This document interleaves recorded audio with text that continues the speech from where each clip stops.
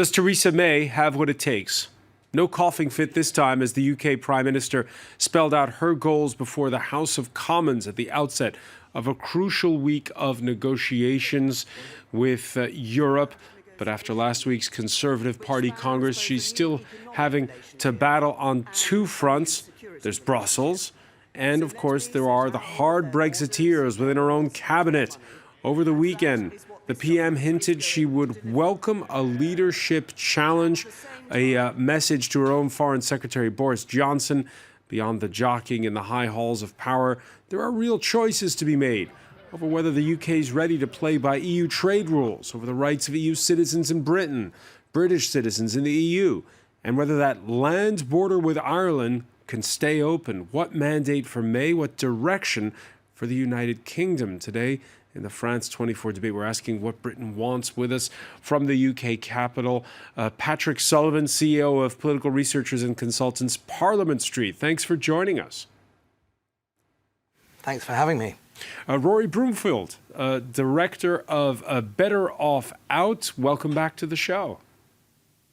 Great to be here.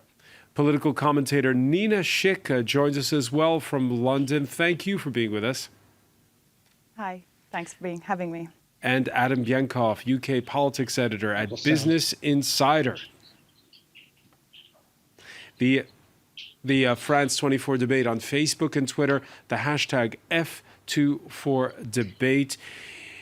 The UK Prime Minister, in her speech, saying there'll be no going back. Article 50 will not be reversed.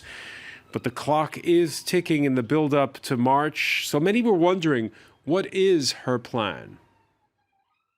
I have been clear that when we leave the European Union, we will no longer be members of its single market or its customs union.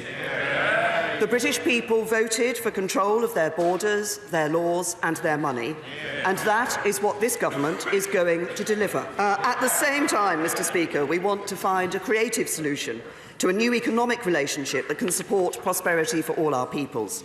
We do not want to settle for adopting a model enjoyed by other countries. Patrick Sullivan, did you learn anything new from Theresa May's speech before the Commons? Not really, no. It seems to be more of the same. I mean, the Conservative Party is in disarray, and I think that she needs to come up with a better plan, really. So what was the point of this? What was the point of this speech, and the fact that this was announced ahead of time that this would be an important one? I think just to reassert her authority on the Conservative Party, and also people only remember the last speech you gave. So she wanted it to be this one and not the one that she gave last Wednesday, which didn't go down as well as she expected. Rory Broomfield, you agree that the point of this speech was to make people forget the one that she gave in Manchester before the Conservative Party?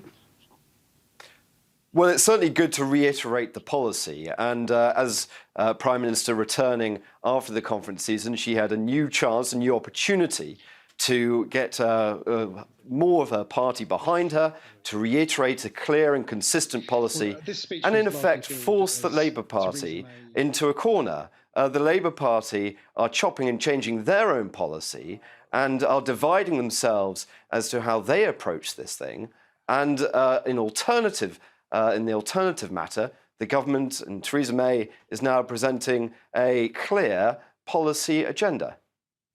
A clear policy agenda? Absolutely. So outside the European Economic Area, of course, she's said that model doesn't fit in the Florence speech, along with outside the customs union, outside the single market, and retaking the legal powers on the European Court of Justice, over the European Court of Justice, in the sense of getting UK courts to be able to reassert its opinions on laws made in the UK. So is that a clean break in your view?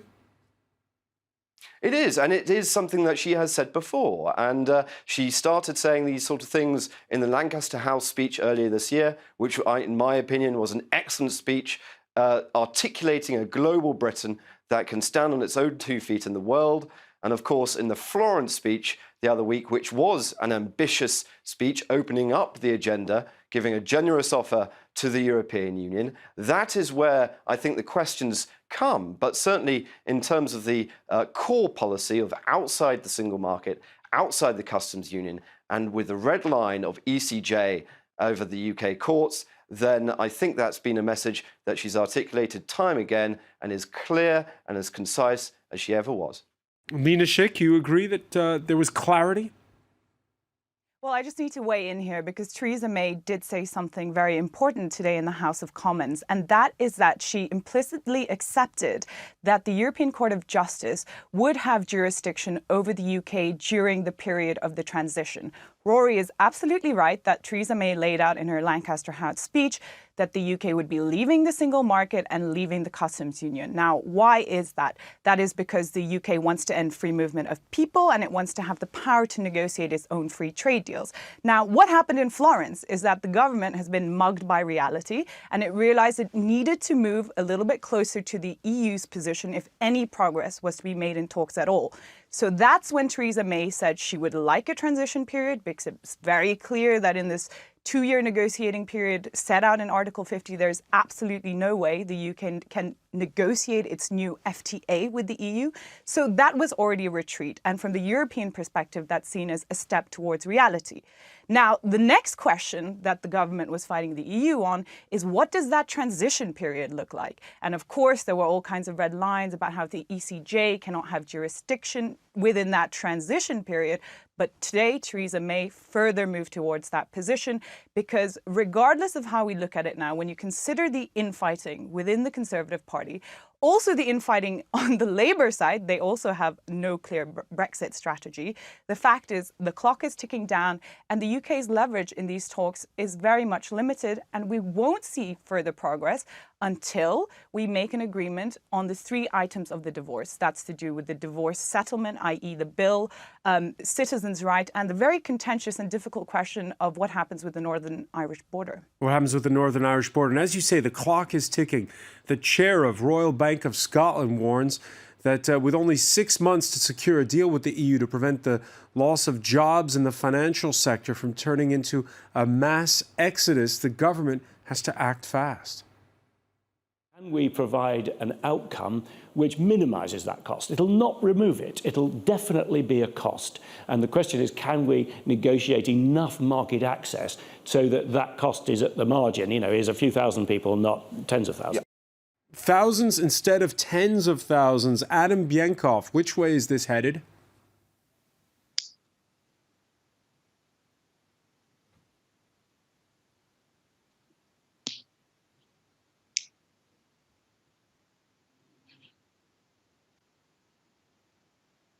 All right, we seem to...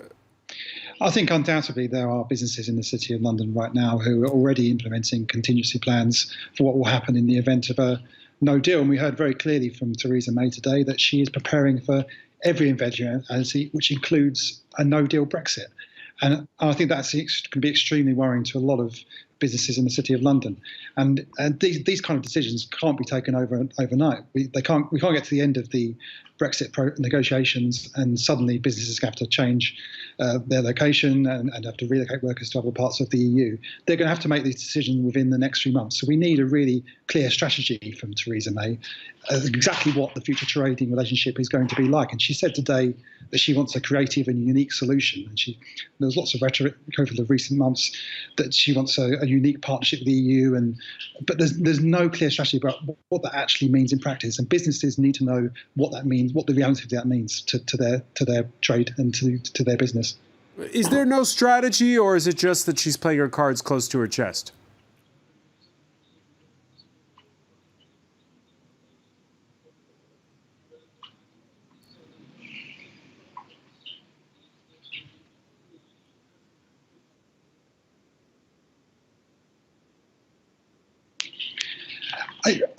Well, we only have until next October when the final Brexit deal needs to be wrapped up and go to ratification for the EU Parliament.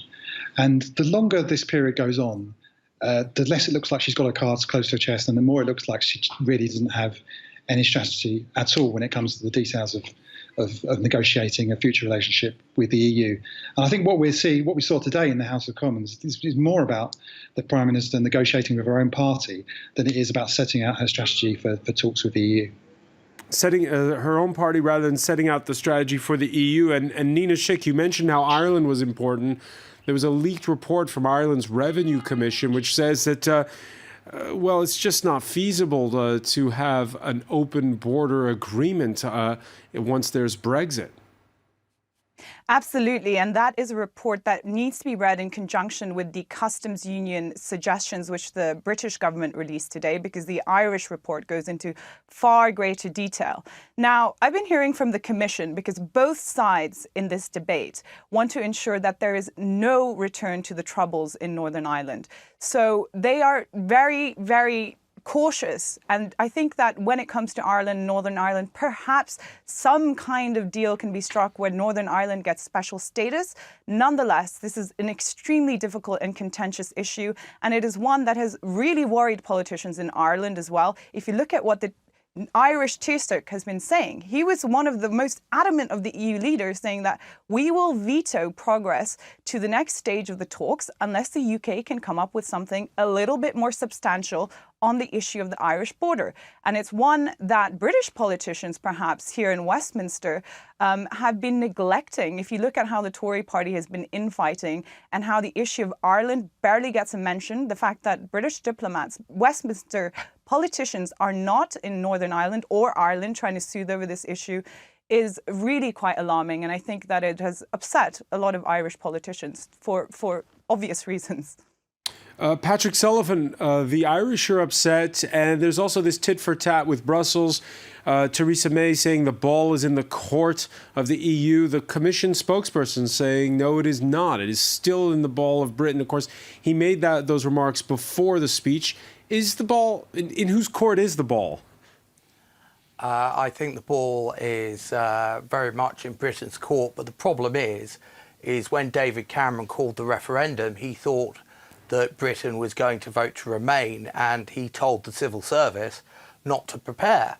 So Theresa May is suddenly got this position where she's inherited Brexit, which was voted for not just by Conservatives but also by a lot of people who were Labour Party supporters. And suddenly there's no blueprint, so she's got to sort of make it up on the fly as she's going along. And something as complicated as Brexit can't be made up on the fly. And I think the deadline that we've got of so the end of 2019 is just ridiculous, because you're not going to get a deal by that time. Will it be rolled back? It's too complicated. I think it has to be rolled back, or there would have to be transitional arrangements, yes, made, absolutely. Rory Broomfield, do you agree with Patrick that the ball is still in the UK's court at this point? Well, the ambitious and generous offer that Theresa May made in her Florence speech has to be absorbed by the European Union, and there is a process to do that, it seems, with the talks that are ongoing. The idea, though, that we can not leave the single market and what have you after March 2019, it's a legal matter. We've invoked Article 50. Article 50 is going through the processes. Yes, it can be extended with unanimity in the Council, but it seems quite far from that possibility happening right now. What needs to happen right now is that the Conservative Party needs to have a united governmental framework with the civil service and other departments, because it's definitely got its backbenchers in line in terms of the Brexit issue, to come up with concise and consistent messaging and indeed policy that reflects the core belief that the Prime Minister outlined today. Yeah, let me ask you about that, Rory, because it's not just within the government. There seems to be a loss of trust with the civil service. Conservative Member of Parliament Bernard Jenkins says he's not calling for any cabinet members' head, but he wrote a piece in the in The Guardian that takes direct aim at Philip Hammond's civil service, the Treasury, which he says seems unable to hear any voices except those that reinforce their preconceptions. It seems blind to the facts, preoccupied with preserving access to the EU market, seemingly at any cost. Is that ideology, or is it just that the civil servants have a better grasp of reality? Well, the Treasury have been acting disgracefully over many months, indeed during the time of George Osborne's stewardship of the Treasury, where, as Patrick mentioned with David Cameron, he tried to or at least impede the Treasury from putting out truthful statements concerning the aftermath of the Brexit vote. Of course, there was the famous claim that we would be worse off in the immediate aftermath of the Brexit vote, which has proven not to be true. So it is a Treasury mindset to, in effect, ignore what the British people are saying and go about what it thinks is the best for its own agenda. All right, so and indeed the agenda of the civil service. Just quickly before we go to the break, Patrick Sullivan, do you agree that there's an ideological bend inside the Treasury? Well, yes, there is an ideological bend inside the Treasury. And there's an ideological bend within the civil service. I mean, most of these people sort of drank the sort of EU Kool-Aid, as the Americans would put it. They've sort of been trained in sort of how the European institutions work, and they all wanted to remain. So I haven't met a single civil servant, and I have to deal with quite a few of them, who actually supported Brexit. So as a result, they're not sort of implementing Brexit in the way that maybe the British people wanted. All right, we're gonna pick up on that point when we come back. Stay with us. You're watching the France 24 debate.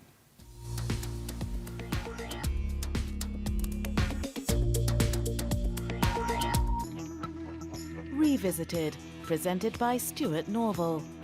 Straddling the border between Kazakhstan and Uzbekistan, the Aral Sea has a surface area of 66,000 kilometers squared, twice the size of Belgium. In 1950, the Soviet Union diverted two rivers which fed the sea to irrigate their fields for large-scale cotton production. In 50 years, the Aral Sea lost 90% of its waters, leaving behind swathes of desert and ruining thousands of livelihoods. It seemed it was lost forever, but things have improved over 10 years thanks to a new dam. The water's rising gradually, with it the hopes of the inhabitants. Revisited on France 24 and France24.com. We are journalists, and normally you have to listen to us, but you have things to tell us too. Maybe you've experienced a dramatic event, or you've got something important to say. You want to make a difference. That is why we created The Observers. Now, the first step is very easy. You get in touch with our team. Send us your images, tell us what you've seen. And then it's our job to get your voice out there, on our site, on social networks, on your mobiles and tablets, and on TV, of course. You can appear in our weekly show via webcam. Or perhaps we'll come see you in person, where you live, in your country, your town, and we'll work together on a report for our investigative show, The Observers Direct. So you get the idea. This show is your show, your way to get your voice out to the world.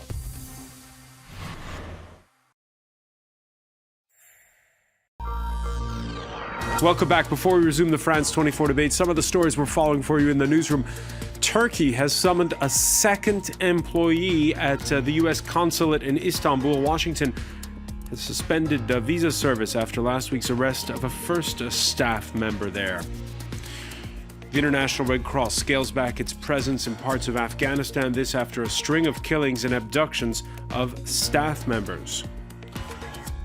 Angela Merkel officially invites the Liberals and Greens to enter into coalition talks. This as longtime Finance Minister Wolfgang Schäuble attends his final Eurogroup meeting in Brussels before becoming Speaker of Parliament.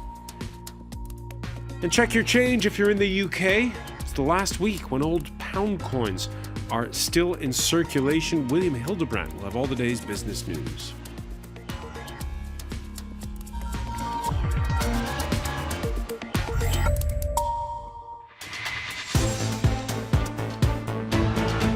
Welcome back, or welcome if you're just joining us. It's the France 24 debate. We heard the British Prime Minister speak to the Commons earlier at the outset of a week of crucial Brexit negotiations in Brussels. Our panel agreeing a lot of the rhetoric was directed it was more for domestic consumption, if you will, than for those on this side of the English Channel. With us to talk about it from London, Patrick Sullivan, CEO of Parliament Street, political and researchers and consultants. Also with us, Rory Broomfield, welcome back, director of Better Off Out, political commentator. Nina Schick is also with us in London, as is Adam Bienkhoff, the UK politics editor at Business Insider. Nina Schick, you heard just before the break, Patrick Sullivan and Rory Broomfield agree that the Treasury has a bit of a bend, is perhaps, well, dragging its heels when it comes to getting on board the Brexit bandwagon? Look, the fundamental problem is that Brexit is a damage control exercise on both sides. And I think that you see the hysteria this debate has stirred up in this country when you have MPs like Bernard Jenkins, right? That rather fabulous magnum opus in The Guardian where he accuses the Treasury of being in cahoots with the EU and trying to sabotage Brexit. I mean, this is an absolute nonsense. It is the responsibility of the Treasury to make sure that this exercise will cause the least economic harm to the UK possible. We already know that the UK is leaving the single market and leaving the customs union, and nobody is arguing that this is going to be overturned, because indeed the government has decided it will take this choice because it wants to control immigration, it wants to end free movement of people, and it wants to have the ability to negotiate its own free trade deals once it's left the EU. However, to argue that the Treasury is now trying to sabotage this process is simply ridiculous, because I think the problem is that people or politicians in this country haven't been honest about the inevitable trade-offs that come with the path of Brexit that the UK is now on. So it's about market access versus controls on immigration. And the fact is that this, glorious silver bullet Brexit, where you have your cake and eat it too, where you're outside of the single market, outside of the customs union, but still have all the memberships, benefits of being in the single market, well, it's simply not true. And that is what we've seen in Theresa May's speech in the Commons today. That's what we saw in her speech in Florence, that she has been moving towards the EU's position. So the government is in the process of being mugged by reality, and the choices it faces right now are, does it agree to a transitional agreement, a period, under which the rules basically stay the same, or if it is unable to gather, if the Conservative Party is unable to agree to that transitional agreement, well, then we have the crash out option, and that would be very disruptive both to the UK and to the EU. Adam Bienkhoff, we're seeing that the crash-out option is more and more something that's being thought about in London.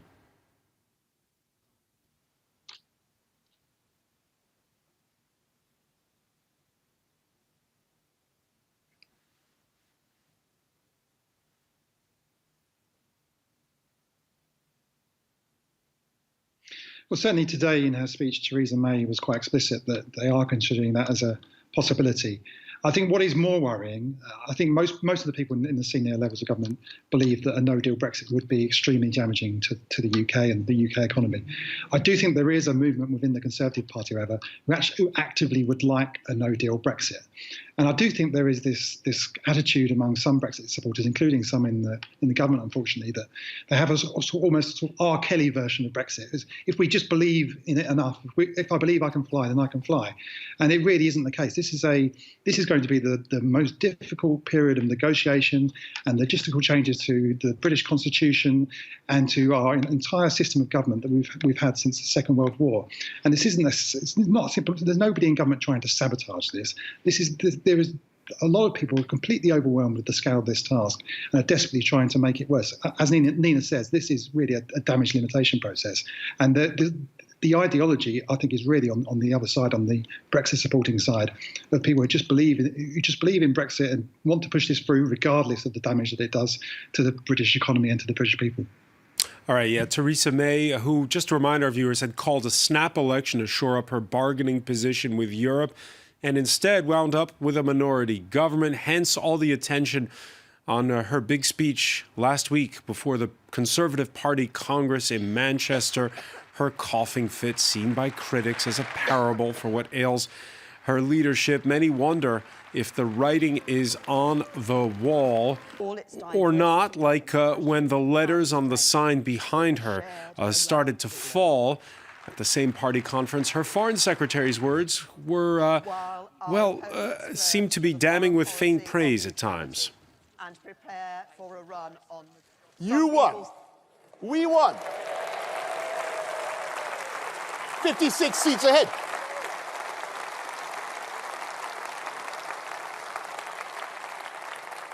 Theresa May won. Theresa May won.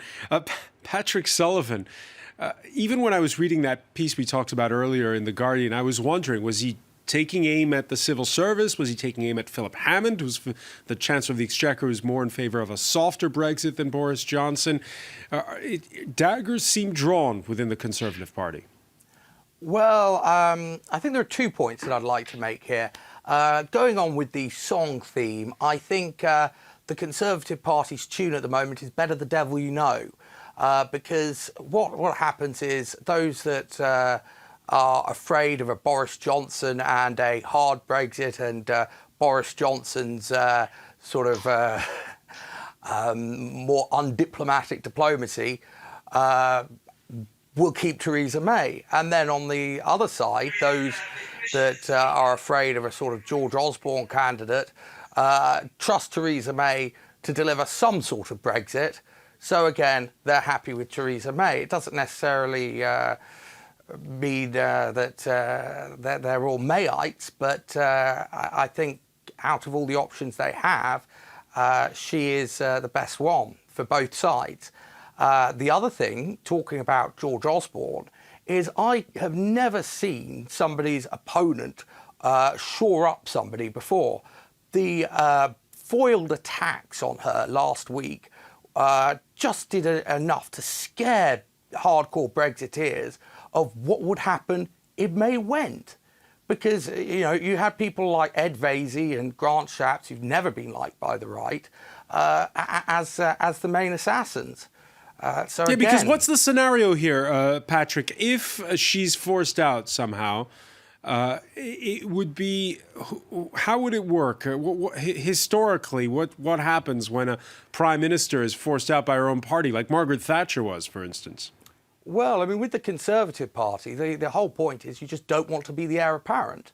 The heir apparent hasn't won a Conservative Party leadership contest since since it ever started. I mean, Alec Douglas-Stone was selected instead of Rab Butler in 1964. Everybody, a bit more recently, in 2001, everybody thought Ken Clarke was going to be leader, and then you ended up with William Hague, who no one had heard of. When William Hague resigned, everybody thought it was going to be Michael Portillo, and you ended up with Ian Duncan-Smith, who no one had heard of. And the basic thing is the Conservative Party always votes against somebody. It never votes for somebody. And as a result, I think we've seen this as a very unpredictable political climate. You don't know what you're going to get. I mean, also look at the Labour Party, and they had a leadership election and they ended up with the candidate they never thought they'd get. So, it's all very unpredictable right now. Very unpredictable right now. Asked in the Sunday Times if a reshuffle was in the stars, the Prime Minister this weekend suggesting she could be the one doing the sacking, not the other way around. It has never been my style to hide from a challenge, and I'm not going to start now. I'm the PM, and part of my job is to make sure I always have the best people in my cabinet to make the most of the wealth of talent available to me in the party. Of course, Rory Broomfield, everyone taking that as a warning shot to Boris Johnson. So what would you like to see happen? Theresa May sacked or a cabinet reshuffle with her staying in charge? Oh, well, Theresa May staying on in the Brexit negotiations. We need calm, conciliatory and indeed confident measures going forward with regards to Brexit policy. And in terms of the song theme, I'm joining in with George Michael's Freedom, in that should be the song for government, because ultimately, in this case, we're taking back control over our borders, our laws, and indeed our money. and setting the agenda for an optimistic United Kingdom for the benefit of the British people going forward, not just for the next few years, but for many generations to come. This is a very confident, optimistic ideal, and of course the government needs to get back to the agenda that is delivering Brexit. But does Theresa May have what it takes? Does Theresa May have what it takes to navigate tricky waters ahead? Well, I think what you'll see as they measured response to the speech that she gave today is a confident backbench going forward with the Prime Minister supporting her in her endeavours, and in terms of Brexit, wanting to deliver for the British people who voted to leave the European Union. Nina Schick, what's your prediction? Will she be doing the firing, or will she be the one who gets fired? Look, the only reason Theresa May is still in post is because that it would be an absolute irresponsibility on behalf of the Conservative Party if, after having triggered Article 50, calling an unnecessary general election now, for the next 3 months, they're in some kind of leadership debate. They're obviously scared that if there is another general election unleashed, that Jeremy Corbyn will become the next Prime Minister. I mean, you only had to be at the Conservative Party last week to see what the mood was there compared to Labour Party conference. Now, I think that if you subscribe to the theory, economic theory of gravity, as I do, there will be an economic impact on the UK, because leaving the world's largest market and your most important trading partner, leaving that area, is a form of setting up a trade barrier. Okay, so even though the British people voted to leave, and that's a prerogative, I think that politicians have to be very, very honest about the trade-offs this inevitably brings. The fact is that with regards to taking back control of regulation, that also is an assert set. So what Theresa May said today during the transition, they will continue to accept jurisdiction of the ECJ. It's already clear that the UK will have to continue paying to the EU. So I think that reality needs to set into the debate here very, very quickly, because if not, we're heading towards the crash out scenario. And I'm strongly convinced that that would not be the best option for anybody. Nina, it's been 18 months since that referendum where the UK voted for Brexit. Today, which way are citizens going? Are they going... You mentioned the fact that the left has the wind in its sails, but are they going for a more withdrawn isolationist UK, a more open UK? Are they more or less in favor of Europe than they were then?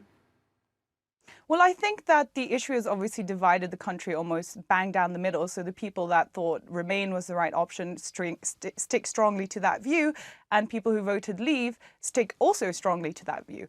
I think the issue or the problem is that society here there are many tough questions facing the UK, from economic productivity to upskilling the labour market. And Brexit was presented as a silver bullet that would be the answer to all of those woes.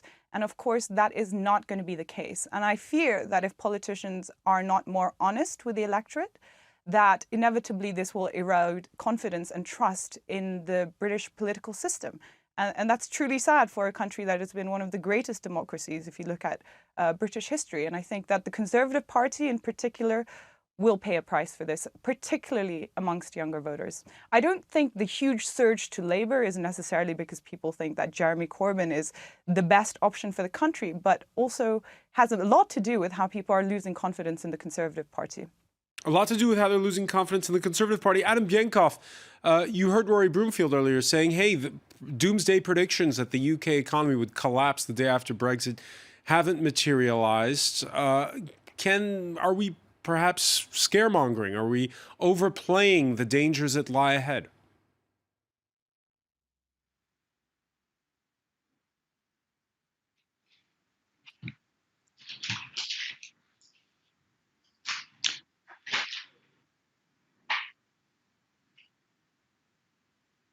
No, not at all. And I think actually they have materialised. We saw straight after the referendum result, the pound collapsed.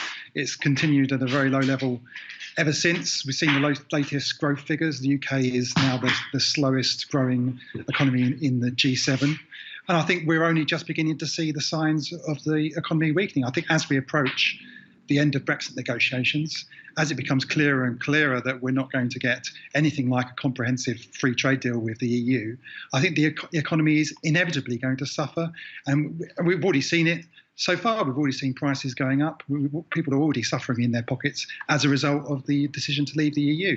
And I think as we approach the end of the negotiation period, this will become much more apparent to voters. I think we will start to see some sort of shift towards remaining within the EU, although whether or not it'll be enough to actually prevent that outcome, I think is less likely.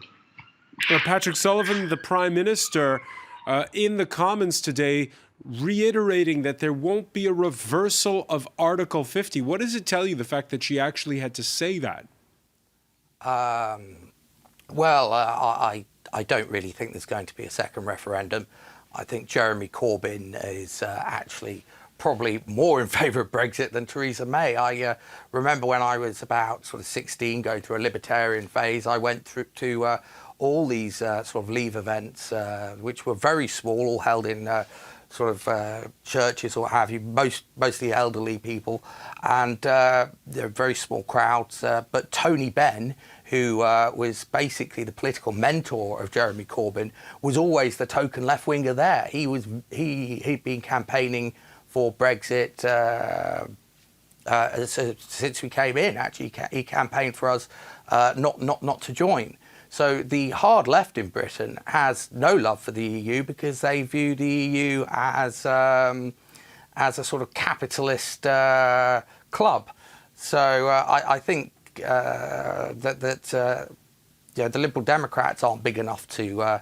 I know Vince Cable, is saying that we should have an exit from Brexit, but I just don't think his voice is loud enough, and for that. So I think. Do you agree on that point with Nina Schick, who says that, well, if you look today at the population in Britain and the general mood, it's pretty much the same as it was 18 months ago when there was the Brexit referendum? Oh, absolutely. I don't think it's changed at all. I don't think the problems in our political system that have led to high unemployment in areas in the north of England, such as Sunderland, high labour areas, have been dealt with. I think a lot of what happened in the referendum was people wanted to throw, as Michael Moore said about the election of Trump, a Molotov cocktail at the political establishment. What we've had with Brexit was the replacement of the 2010 Tory cabinet with the 2001 Tory shadow cabinet. So you haven't actually had much of a shake-up of our political system at all. So I think if there was a sort of second referendum, people would still vote to leave because people are just upset with the status quo, and that's our political system, our electoral system, etc. Yeah, Rory Broomfield, that was the way a lot of people perceived it from this side of the channel, which was that, well, the Brexit vote happened because of an argument within the cabinet among the Conservatives. Well, I don't believe that to be true. The Brexit vote happened, at least in terms of on June the 23rd last year, and polls do suggest this to be the case because people wanted to take back control over their legal system, their borders, their money, and indeed their futures. And this was, I think, very clear in the intentions of voting. And for but you heard Patrick Sullivan there talk about how the political class that's in charge right now is backwards thinking, doesn't have a new vision when it comes to what happens next. Well, look at what Theresa May said in the Florence speech. Look at what she said today. She's presenting a new and ambitious and generous offer to the European Union. And this is where the European Union needs to react to say, OK, let's discuss things like defence, security and everything else that the UK has put forward. And indeed, the UK has put forward many papers across all departments, it seems, as to where they wish the negotiations to go in terms of their platform and the EU needs to receive those and to deal with them accordingly. Barnier needs to look at those and go back to the member states and get concessions. He really needs to become a true negotiator rather than a pigeon boy for the EU member states. All right, Rory Broomfield, in disagreement there, I know, with Nina Schick, but we're out of time. I want to thank you for joining us from London. I want to thank as well Patrick Sullivan and Adam Bienkopf. Stay with us. Media Watch is next.